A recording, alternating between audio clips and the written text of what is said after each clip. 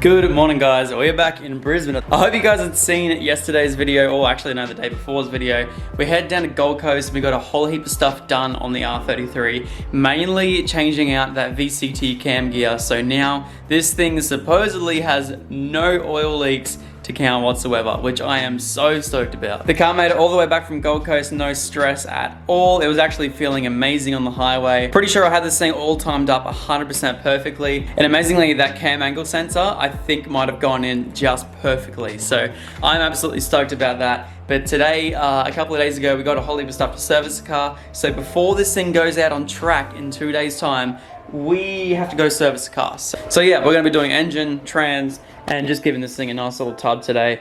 So let's get stuck straight into her.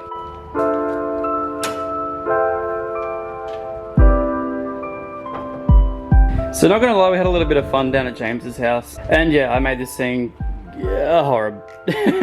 Look at all this. That's terrible. So we'll give this thing a little bit of a clean up today. Before I do that, I'll make it all messy and completely destroy it. So the oil hasn't been changed in around about a year or so. We certainly haven't even done like 5,000 Ks, but I thought with the amount of track days this is gonna go to the next couple of months. We have the Grip Attack event, which I'm gonna be going to, which is gonna be super cool. Plus we have Matsuri in about a month's time. And then not only that, I really wanna head back out to Archerfield between then as well. They have a couple of beginner nights before Matsuri. And I really wanna dial this thing up at Archie so that way I can feel better about Matsuri. So once again, it is a super simple setup. We have a nice big baller catch can down there to help with it, forward facing just for the simplicity of it. We have a way overkill fuel setup and the turbo, the nice little Max Speeding Rods turbo, still holding in strong.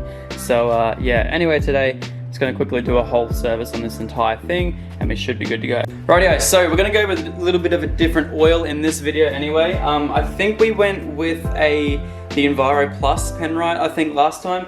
We're going to go with this thing right here today, this 15W50. I was about to say that Tom ran this stuff in his car and he's been sweet, but his engine blew. We're going to use that. As always, we've got a brand new Ryco Z145A oil filter. And we also have right here some GL4 trans fluid. So this stuff right here has that smooth shift sort of stuff in it, which we didn't put in the car beforehand. This car has had a 3rd to 4th shifting issue ever since I got the new trans in it. I knew that it had the issue beforehand, but I'm not too fussed. Especially I don't really do many track events where I get above 3rd gear anyway, so I'm not really too stressed about that. But apparently when we actually did the trans, we put the wrong trans fluid in. A lot of people use GL5. Apparently it's fine. Well, it's been fine in my car. But apparently you're not supposed to use it because some of the things in GL5 apparently is too overkill for a RB25 DET trans. So apparently you're supposed to use GL4. So we're going to be chucking some GL4 in today. Hopefully maybe potentially fix up that 3rd to 4th. But yeah, here's to hoping that it might do something.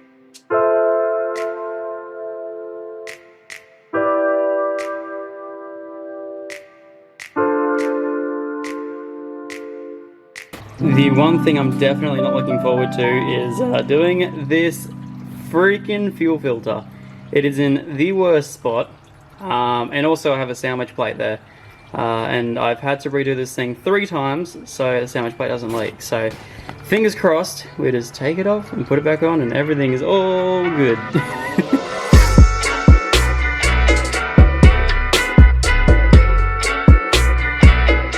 Alrighty, so new filter is in.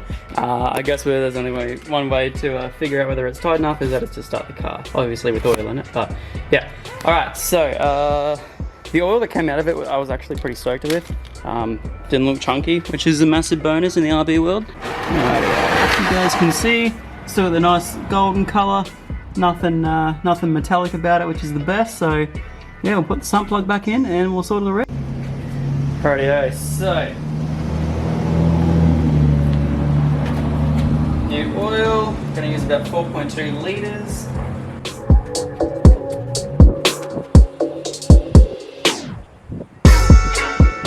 Rightio, so oil's all done. Now we can jump underneath the car and we're going to do the trans. Hopefully, if I remember correctly, this trans was okay with getting the bungs off to do it. I don't know how we're going to go though. So anyway, I got 2 breaker bars here. So fingers crossed one of these is going to work. We'll see. Rightio, half an hour later, 1 bolt is done. I wanted to make sure the fill bung obviously was going to come out before I drain the fluid, because that could be bad. So got the one done basically by putting a ratchet under it and jacking up the ratchet to get it undone. The bottom one hopefully should come off with this, so fingers crossed. Quick little zap of the impact. Yeah, straight off. That is a really unflattering angle, but we're sweet. Alrighty, so this is going to be interesting. As far as I'm aware, it's good to have a little bit of, oh well, it's not obviously ideal, but you can have a little bit of wear on this right here as it is a magnetic bung. Be interesting to see what happens though. Wow, that's not as bad as I thought, considering how many times I've crunched fourth. Well, there you go. Trans fluid looks beautiful and clear too, but it stinks. Gross. Rightio, so we're going to be filling it up with this right here. This is a 75W85 Newalon smooth shift gearbox and differential fluid. Now this is a GL4, so we need 2.8 litres to do this gearbox, this RB25 DET gearbox right here. And these are honestly the coolest things in the history of the world. There is no mess, it is freaking wicked, and it makes it so easy to do. So I always thought these would be annoying to do, but no, they're pretty easy. So yes, 2.8 litres, we should be sweet. Let's get straight in.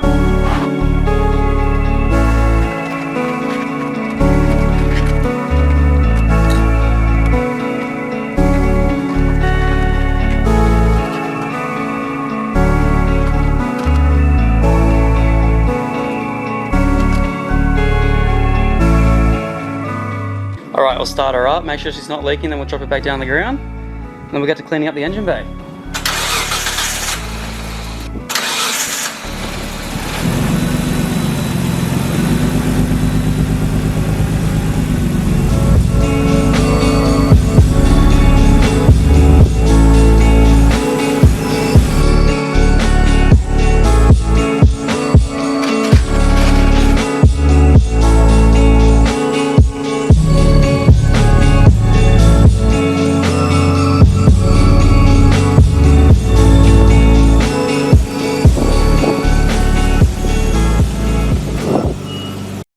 G'day guys, what is up? It's the next day. There's a few other little things I need to get sorted on the R33 before we head out to the track in 2 days time.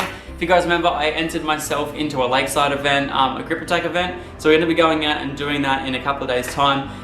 So there was one other thing I need to do. I need to pull, oh my god, I need to pull the R33 dash apart again. You guys might have seen when I was traveling on the highway the other day, the speeder doesn't work on the digital dash.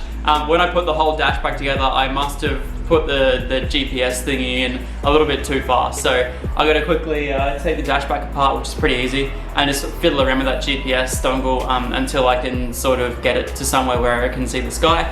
And that way we should have GPS speedo back. It was working like on and off depending on which direction I changed in the car. I think when I was heading like northeast, it was picking up the GPS signal, but then if I turned around like west or south or east or anything crazy, it wasn't working. So, so yeah, I just gotta change where that little GPS thing is. So I'll quickly do that too. And then I'm also just thinking about tires.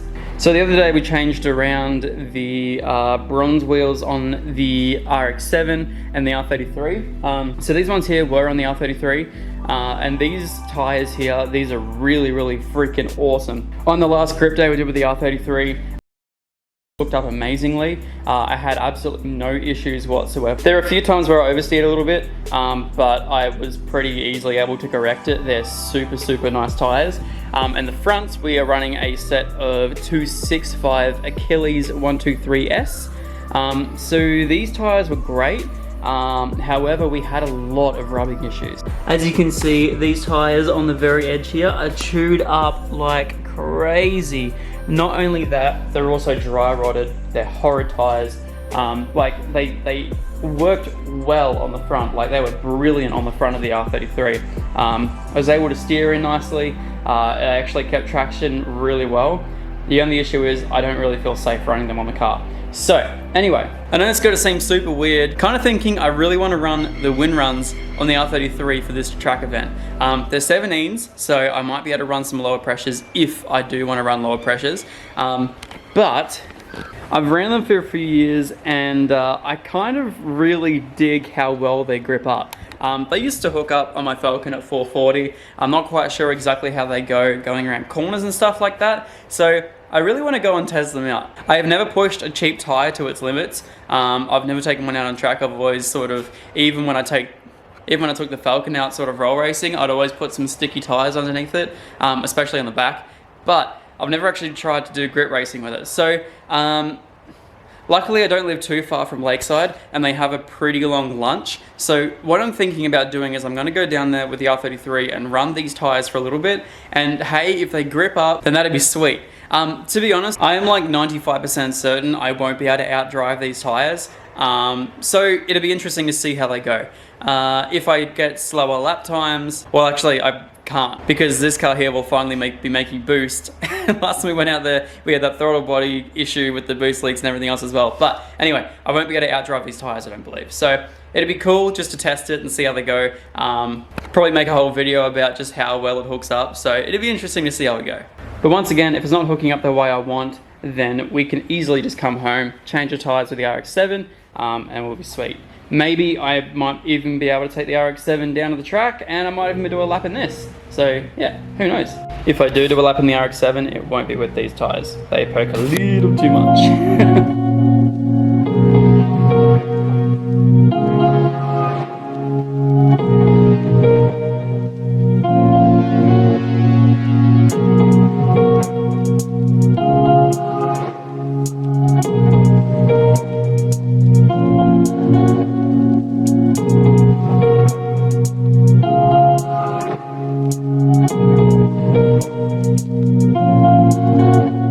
Alrighty, so now, the last thing I'm going to do to make this thing look good is clean up those headlights. The other day, when we were driving out in the rain, some water got underneath the clear coat and it screwed up my beautiful R33 headlights. Check these out. Yeah, that happened. So I'm just going to repaint these today. Nothing crazy. Just going to use some can stuff. Can clear coat. So just got to quickly scuff them back. Looks like I have a, what am I going to use, 320, so that should be pretty easy. Just get rid of as much of this clear coat as I can, repaint them. Let's see how we go. This is the headlight before we done anything, and this right here is after. We've completely sanded it with, I believe we went 320, 800, and then 2000. Probably should have had 1000 lying around, but that's all right. So yeah, we've pretty much gone through all that. That's with water sitting on it. So it's definitely going to be a whole lot nicer with some clear coat on it. Stoked about that. So looks like it's honestly going to rain. God damn it. Of course. So yeah, we're just going to quickly go through. Now go the exact same thing on this headlight here, and then we'll tape it up and paint them. And they should come up really nicely. Like nothing crazy, but it's going to be good for a drift car. So I'm stoked.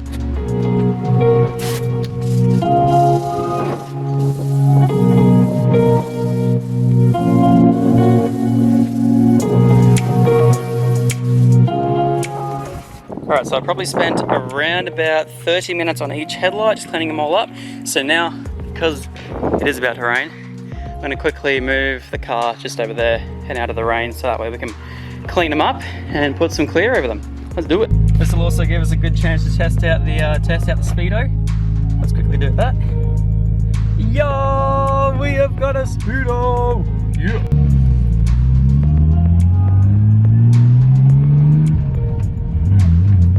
Yeah! Oh, I'm so happy. Also, if you guys are wondering where the speedo went, or the GPS antenna, just right there. So it goes from underneath here, just up and just there. Usually I'd put it somewhere like in the roof or something crazy. Like I probably could just put it straight up there, but it's cool there. I don't mind. All right, masking's good enough. It's a drift car. I don't care.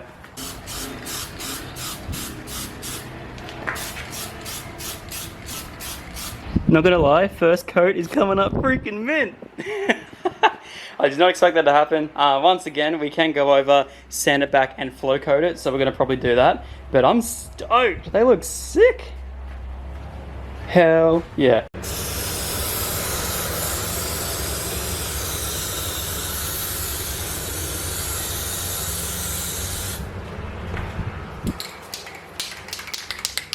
Alright guys, so I'm going to end the video there. Massive thank you to everyone for watching. I really do appreciate it. And if you guys did like the content, please go down and subscribe and like the video. I appreciate all you guys. And I'm going to go edit this thing right now so I can get it up tonight. Cheers everyone for watching, and I'll see you in the next one. Peace.